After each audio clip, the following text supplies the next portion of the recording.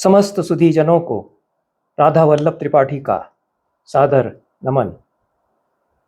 हम सभी जानते हैं कि भारतीय मानस एक तर्कशील मानस रहा है और भारतीय परंपराएं, तार्किक परंपराएं भी उतनी ही रही हैं जितनी कि वे अध्यात्म प्रवण परंपराएं रही हैं।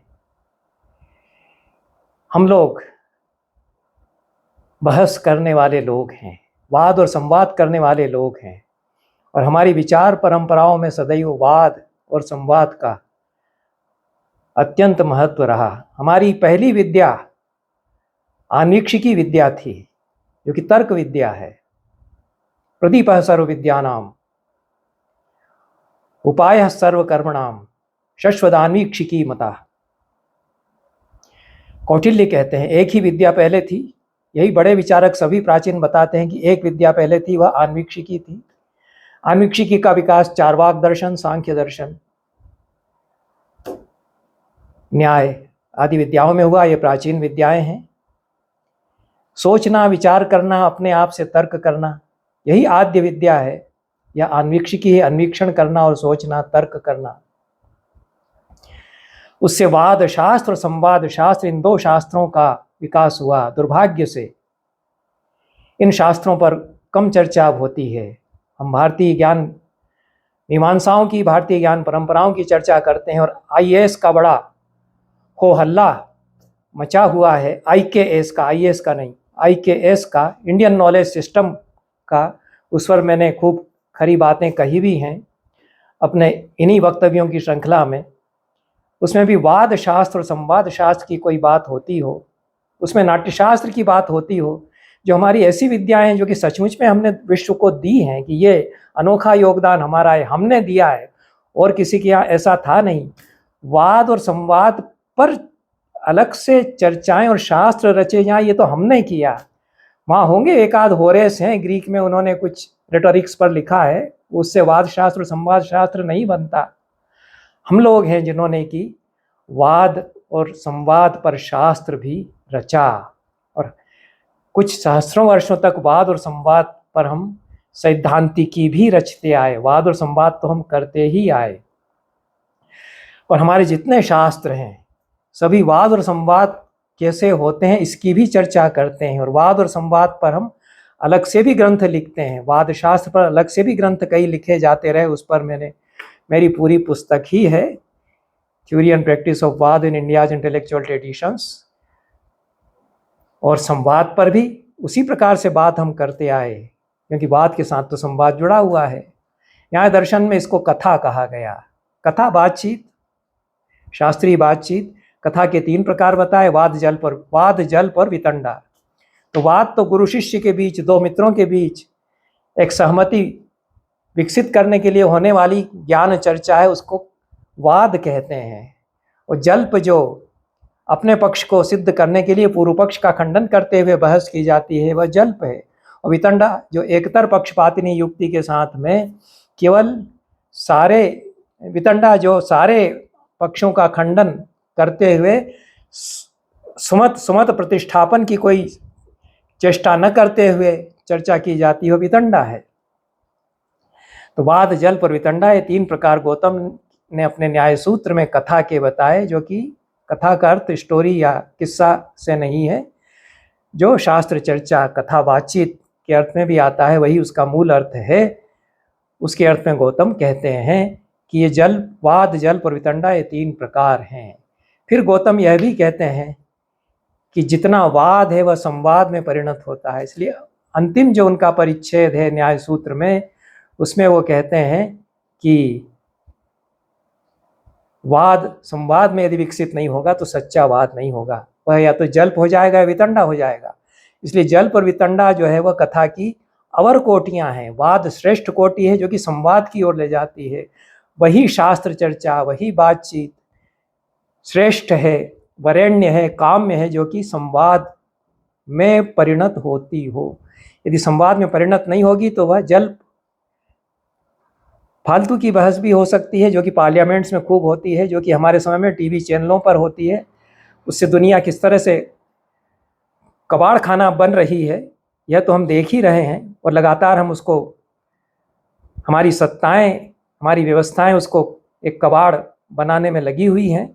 इसलिए वाद की बात जो हमारे ऋषि गौतम ने कही उसकी चर्चा होनी चाहिए, और संवाद कैसे विकसित हो वाद के द्वारा, यह प्रयास किया जाना चाहिए। उसमें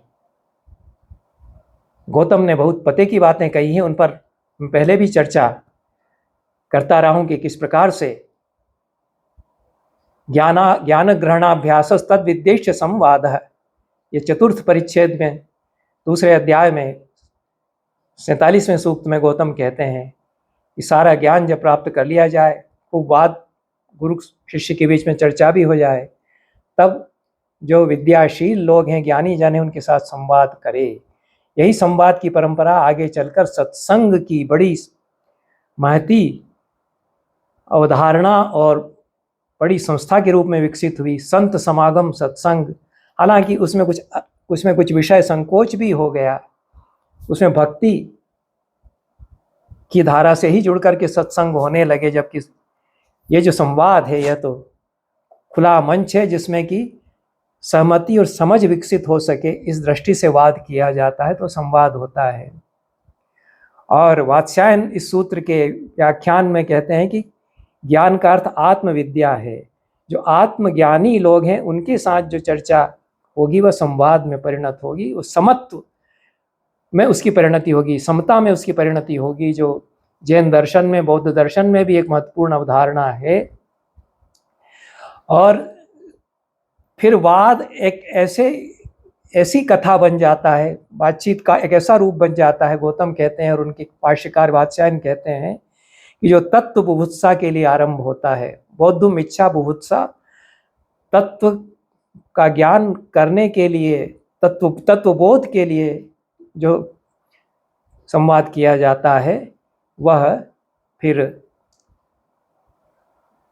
संवाद, सच्चा संवाद होता है, वही कथा का सर्वोच्च रूप है, ऐसा गौतम कहते हैं। और जल्प और वितंडा का उपयोग भी इसी दृष्टि से होना चाहिए कि वाद हो सके और वाद से फिर संवाद हो सके, तत्वबोध के अंकुर क्षत विक्षत न हो। इसलिए तत्वाध्यवसाय संरक्षणार्थम ही जल्प वितंडे बीज प्ररोह संरक्षणार्थम कंटक शाखा वर्णवत। कहीं हम एकतर पक्षपातिनी युक्ति का उपयोग करते हैं, अपने पक्ष को सिद्ध करने के लिए पूर्व पक्ष का खंडन करते हैं, उसके लिए हम छल जाति निग्रह स्थानों का भी उपयोग करते हैं, कहीं छल का भी उपयोग करते हैं, क्योंकि हम अपने सिद्धांत पर कायम रहना चाहते हैं, यह तत्वाध्यवसाय हो सके इसके लिए करते हैं। तो ये कंटक शाखा वर्णवत, ऐसा गौतम कहते हैं कि जो पौधा है अंकुरा रहा है, कोई फूल का पौधा, उसको कोई पशु पक्षी, कोई पशु चर न जाए, कोई उखाड़ न ले जाए, इसलिए कांटों की बाड़ लगाई जाती है ताकि वह विचार का पौधा पनपे। तो तत्वबोध की रक्षा के लिए जल्प और वितंडा का भी उपयोग कंटक शाखा वर्ण की तरह, जो हेज या बाढ़ लगाई जाती है उसकी तरह करना चाहिए। और यह कभी भी निजी लाभ के लिए वाद न किया जाए, यह गौतम कहते हैं। यह केवल तत्व बुभुत्सा या तत्वज्ञान के लिए ही होगा, इस पर पूरा जोर है। यह अन्य शास्त्रों में हम देखते हैं कि यह जो परंपरा है वह किस प्रकार से गौतम के न्याय सूत्र से जो वाद और संवाद का एक शास्त्र बना, उस पर धर्मकीर्ति ने वादन न्याय पुस्तक लिखी। यह परंपरा 20वीं शताब्दी तक चलती रही कि वाद पर कहीं शंकर मिश्र जो मिथिला के 15वीं-16वीं शताब्दी के बड़े न्यायिक हैं, वो वाद पर एक ग्रंथ अलग से लिख रहे हैं, और भी दिग्नाग हैं, बौद्ध परंपरा के जो महान आचार्य हैं, असंग हैं, ये वाद पर चर्चा कर रहे हैं और संवाद कैसे होगा इस पर चर्चा कर रहे हैं। बुद्ध तो बहुत बड़े विचारक हैं इस दृष्टि से कि वे सारी चर्चा संवाद में कैसे विकसित होगी, इसके लिए एक शैली विकसित करते हैं। गांधी बहुत बड़े संवादकार हैं, इन पर समझा जाना चाहिए कि संवाद कैसे होता है, इसके ये लोग मॉडल हैं, ये आदर्श हैं। लेकिन हमारे आचार्यों ने जो संवाद कैसे होंगे इस पर चर्चा की है, उनकी तरफ भी ध्यान दिया जाना चाहिए। आनंदवर्धन बड़े संवादकार हैं, और संवाद की जो सैद्धांतिक अवधारणा है उस पर भी वे, उसकी जो कोटियाँ हैं उस पर भी वे बड़ी अच्छी चर्चा करते हैं। आलेख्य, प्रख्य, बिंब, प्रतिबिंब, कल्प, तुल्य, देहि तुल्य, ये 3 उन्होंने संवाद के प्रकार माने। पहले की परंपराओं से बाद की परंपराएं कैसे संवाद करती हैं, पहले के कवियों से बाद के कवि कैसे संवाद करते हैं, पहले के ज्ञानियों से बाद के ज्ञानी या विचारक कैसे संवाद करते हैं। 3 तरह से संवाद कर सकते हैं। आलेख्य प्रख्य की, जैसे तस्वीर बनाई जाती है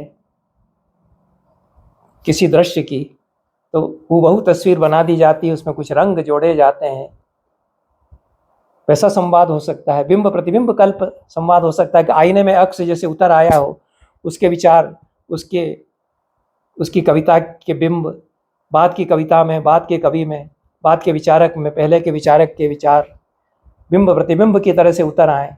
ये 2 तरह के संवाद आनंदवर्धन ने बताए कि ये क्षुद्र हैं, ये छोटे लोग करते हैं इस तरह के संवाद की, हूबहू नकल करते हैं और उसकी बातें दोहराते हैं, या उसने जो कहा उसमें कुछ रंग अपना भर के, रेखाएं, ढांचा वहाँ से लेकर के कुछ अपने रंग जोड़ देते हैं, ये तो क्षुद्र हैं।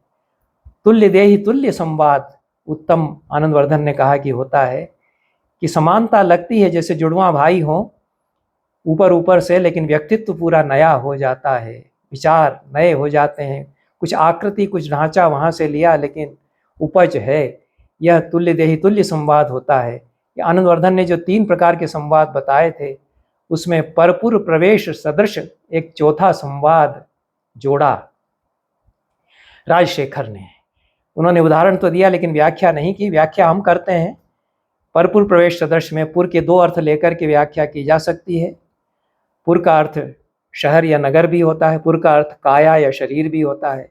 दूसरे की काया में प्रवेश करके जैसे उसके भीतर संवाद कोई करता है, जैसे शंकराचार्य के बारे में कथा है कि वे अमरुक की काया में प्रवेश करके और फिर सारी अमरुक के भीतर जो भोग विलास काम शास्त्र है उसको जानते हैं, और जो कुछ हो रहा है अमरुक की काया जो कुछ करती थी उसको जानते हैं। तो यह जीव उनका है, काया दूसरे की है, अपने जीव से दूसरे की काया में चला जाता है और साक्षी भाव से सब ज्ञान अर्जित करके फिर लौट आता है, फिर उसकी व्याख्या पुनर्व्याख्या करता है। यह तो बहुत उत्तम संवाद हुआ, योगी ही ऐसा कर सकता है, कलाकार, ज्ञानी, कवि भी योगी की भूमिका में आरूढ़ होकर के परपुर प्रवेश सदृश संवाद करता है। अथवा दूसरा अर्थ नगर भी यदि लेते हैं तो किसी दूसरे शहर में जाते हैं, उस शहर की बनावट का, उसके सौंदर्य का अच्छी तरह से अध्ययन करते हैं, फिर लौट करके आते हैं अपने शहर में, या कोई नया शहर अपना बसाते हैं, अपना नगर बसाते हैं, उसके आधार पर उसकी परिकल्पना लेकर के। ये दोनों तरह से परपुर प्रवेश के अर्थ लिए जा सकते हैं। आज इस पर चर्चा फिर से उठाने का एक अर्थ यह है कि हम अपने समय में जो संवाद करते हैं, अभी बहुत अच्छा संवाद उन्मोचन संगोष्ठी में जो रजा फाउंडेशन और अभय दुबे ने मिलकर के की है, उसमें इस तरह के संवाद हुए, परपुर प्रवेश सदृश संवाद पर चर्चा भी हुई।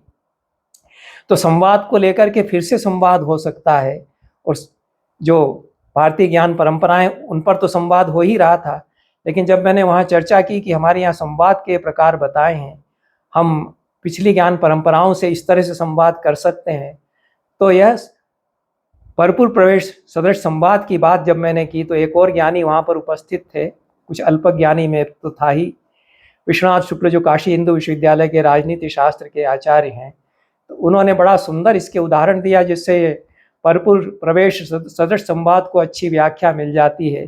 उन्होंने कहा कि आपने जो परपुर प्रवेश सदृश संवाद की बात की है उससे मुझे एक उदाहरण ध्यान आया कि हनुमान 2 तरह से परपुर प्रवेश करते हैं। एक तो सुरसा की काया में वे प्रवेश कर जाते हैं, तो पुर का अर्थ काया लेने पर वे सुरसा जो उनको चुनौती दे रही है और उनसे लड़ रही है, झगड़ रही है, उससे वे संवाद करते हैं कि उसकी काया में अंततः बहुत सूक्ष्म रूप से चले जाते हैं। सूक्ष्म रूप मतलब जीव आत्मा से प्रवेश करेंगे, तो अपनी आत्मा वे सुरसा की काया में जाकर के उस काया के भीतर जो है उसको समझ लेते हैं। तब सुरसा को हार मानना पड़ती है, क्योंकि उस सुरसा के भीतर जो कुछ है उन्होंने जान लिया। यह भी एक परपुर प्रवेश सदृश संवाद हुआ, वो बाहर आ जाते हैं हनुमान, और दूसरे के नगर में प्रवेश करते हैं, लंका में प्रवेश करते हैं, लंका में प्रवेश करके सारी लंका का अध्ययन करते हैं। वाल्मीकि रामायण में तो हनुमान बड़े ज्ञानी हैं, योगी हैं, बहुभाषाविद हैं, और हर तरह के विषयों का उनको ज्ञान है, नगर निवेश का उनको ज्ञान है। तो उस लंका के नगर निवेश का अध्ययन करते हैं, कहाँ कितने वहाँ पर घुसने के द्वार हैं, कितने तरह के दुर्ग हैं, कैसे महल हैं, एक एक रात भर में पूरा घूम करके देखते हैं और सीता की खोज भी करते हैं। बाद में सुग्रीव को यही सब तो बताते हैं कि कैसी लंका है, उसमें कैसे हम लोग घुसेंगे। तो यह भी नगर में प्रवेश करके उस नगर का विन्यास, निवेश जानना, फिर आकर के बताना, यह भी एक भरपूर प्रवेश सदृश हुआ। दूसरे की विचारधाराओं का जो नगर है उसमें घुस करके अपना जीव, सूक्ष्म विचार शरीर अपना, ज्ञान शरीर अपना उसमें ले जा करके उसका अध्ययन करना और फिर आकर के उसकी व्याख्या करना, यह भी भरपूर प्रवेश सदृश संवाद हुआ। और किसी ज्ञानी की काया में अपना जीव संक्रांत करके और उसके ज्ञान को आत्मसात करके वापस आना, यह भी भरपूर प्रवेश सदृश संवाद हुआ। लेकिन ये 4 प्रकार के संवादों पर मैं चर्चा करता आ रहा हूँ और इस सारी चर्चा में मुझे लगा कि हम भी कुछ जोड़ सकते हैं। एक 5वां प्रकार मुझे लगा कि हो सकता है इस पूरे संवाद शास्त्र में। मेरा निवेदन यह है कि वाद शास्त्र एक बहुत बड़ा शास्त्र है जो भारत ने दुनिया को दिया, और मैं बता सकता हूँ कि वाद शास्त्र एक कैसे एक पूरी सैद्धांतिकी बनती है। उसी तरह से एक संवाद शास्त्र एक बड़ा शास्त्र है जो कि भारत ने दुनिया को दिया। ये भारत की अनोखी देन है, इस पर विचार कीजिए, क्योंकि आत्मा, अध्यात्म आदि की बातें, दर्शन की बातें, वो तो जो हमने की हैं वो अन्य देशों के दर्शनों में भी आई है। अनोखा हमारा योगदान जो है वह भर्तृहरि का वाक्यपदी जो व्याकरण दर्शन है वह है। ये जो वाद शास्त्र और संवाद शास्त्र हमने 2 अनोखे दर्शन दिए हैं विश्व को, वो और किसी ने उस तरह से नहीं दिए। 20वीं शताब्दी के पूर्वार्ध तक ये हमने दिए हैं। ये हमारे अनोखे विशिष्ट योगदान है और हम अभी भी उनमें योगदान अनोखा ये कर रहे हैं कि आनंदवर्धन ने आलेख्य, प्रख्य, बिंब, प्रतिबिंब, कल्प, तुल्य, देहि तुल्य, ये 3 प्रकार के जो संवाद बताए, राजशेखर ने उसमें एक अनोखा चौथा भेद जोड़ा, भरपूर प्रवेश सदृश। तो हमने अभी आज के दिन उसमें एक 5वां भेद जोड़ा कि यह स्वरूपापत्ति या सायुज्य एक 5वां संवाद प्रकार हो सकता है। यह सबसे ऊंचा संवाद का प्रकार है, क्योंकि जिससे संवाद करता है उससे तन्मय हो जाता है। राम से संवाद करते हैं तुलसी तो राममय हो जाते हैं। सायुज्य तो भक्ति का सबसे उत्तम प्रकार है, उत्तम भक्ति है, जहाँ सायुज्य होता है अपने आराध्य से। तो उससे सायुज्य हो जाएगा तो हम उसकी काया में प्रवेश करके अलग से साक्ष्य लेकर के उसका अध्ययन कर रहे हैं, ये भी नहीं होगा। हम तो राममय हो जाते हैं। तो राम से हमारा सच्चा संवाद तो तभी होगा जब हम सायुज्य है हमारा। ये स्वरूपापत्ति यह संवाद का सर्वोत्तम प्रकार है। इसमें ट्रांसेंडेंस हो जाता है, इसमें हम सबसे ऊंचे धरातल पर अपनी चेतना के पहुंचते हैं, जहाँ की हम एकाकार हो जाते हैं उस ज्ञान परंपरा से। यह तो सबसे ऊंची साधना है। यह योगियों का जो परकाय प्रवेश है उससे भी ऊंची साधना होगी। ये भक्त कोई कर सकता है या पूरी तरह से अपने अहम को जो निर्मूल कर चुका है, परम शुद्ध चैतन्य जिसका हो चुका है, अभिनव गुप्त की तरह हो चुका है, वो शिव सायुज्य प्राप्त करेगा, वो महामहेश्वर हो जाएगा। तो यह स्वरूपापत्ति सायुज्य संवाद यह 5वां प्रकार हो सकता है। इसलिए यह संवाद पर फिर से चर्चा उठाना मुझे आवश्यक लगा, और एक दूसरी दृष्टि से मुझे आवश्यक लगा कि हमने जो अनोखा योगदान दिया वह अनोखा आप नहीं बताएंगे तो दुनिया उसको झटक ले जाएगी और कहेगी कि ये हमने दिया है। अभी एक विचार आ गया, अभी कोई एक बड़े विचारक के बारे में मुझे पता चला, मिखाइल बाख्तिन, उन्होंने डायलॉगिज्म एक सिद्धांत दिया। वो लगभग वही बातें कह रहे हैं 20वीं शताब्दी में जो हमारे गौतम और आनंदवर्धन और राजशेखर और मैं संवाद और वाद को लेकर कह रहे हैं। लेकिन आप बताएंगे नहीं कि हमारे अनोखा योगदान है। आप ये बॉटनी, ये जियोलॉजी हमने दी, ये जीरो आपने दिया, यही करते रहेंगे तो वो ले उड़ेंगे आपके सारे ज्ञान को, कहेंगे कि ये विशिष्ट योगदान हमारा है। मिखाइल बाख्तिन अच्छे विचारक हैं, उनके बारे में मुझे विजया सुब्रमणी की एक थीसिस अमेरिका के किसी विश्वविद्यालय में प्रस्तुत हुई है, वह मेरे पास अभिमत के लिए आई तो उससे मुझे जानने का मौका मिला। मैंने मिखाइल बाख्तिन के ग्रंथ और उन पर जो अनेक ग्रंथ लिखे गए हैं उनका अध्ययन नहीं किया है, विजया सुब्रमणी ने किया है। उन्होंने थीसिस रसा थ्योरी एंड ट्रांसेंडेंस इसको लेकर के अपना एक शोध प्रबंध लिखा अमेरिका के एक विश्वविद्यालय में स्नातकोत्तर के लिए, और अच्छा प्रबंध है। उसमें उन्होंने रस एक अतीन्द्रिय अनुभव होता है, और मिखाइल बाख्तिन यही बात संवादशीलता के द्वारा हम अतीन्द्रियता पर कैसे पहुंचते हैं इसको लेकर के मिखाइल बाख्तिन ने कही है। यह बात विजया सुब्रमणी अपने उस शोध प्रबंध में बताती हैं। अब इस पर आगे चर्चा मिखाइल बाख्तिन को लेकर के बहुत विस्तार से हो सकती है। मैं तो 2 उद्धरण मिखाइल बाख्तिन को के पढ़ूंगा। वे बहुत अच्छी चर्चा कर रहे हैं, और यह कितनी सुंदर चर्चा है कि पूरे पश्चिम में को अब ये लगने लगा कि संवाद होना चाहिए और कोई उपाय नहीं है।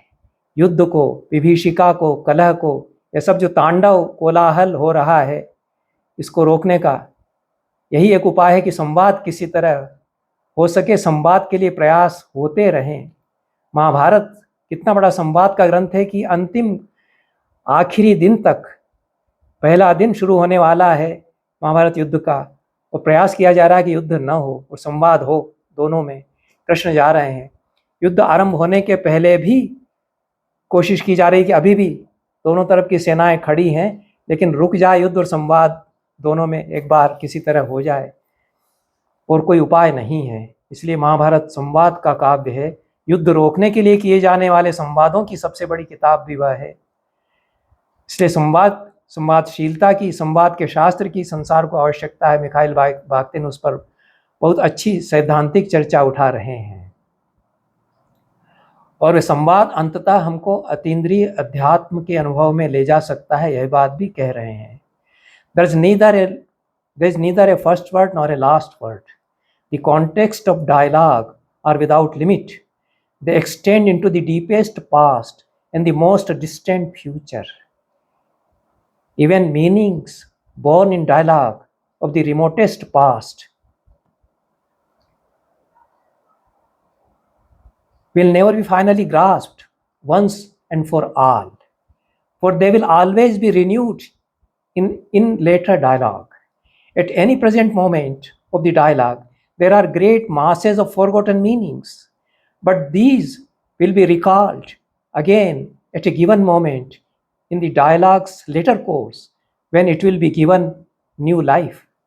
For nothing is absolutely dead. Every meaning will someday have its homecoming festival. ये मिखाइल बाख्तिन कहते हैं। निश्चित रूप से ज्ञानी व्यक्ति हैं, और उन्होंने जिस तरह से बात की है, वे कहते हैं कि न तो कोई प्रथम शब्द है, न कोई अंतिम शब्द। संवाद के संदर्भ असीमित हैं।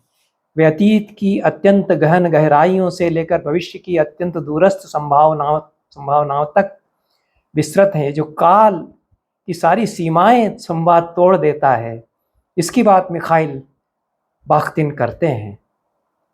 और यह जो संवाद की जितनी चर्चा हमारे ज्ञानियों ने की है, निश्चित रूप से उसमें नया कुछ जुड़ता है, और संवाद को लेकर संवाद फिर से आगे बढ़ा।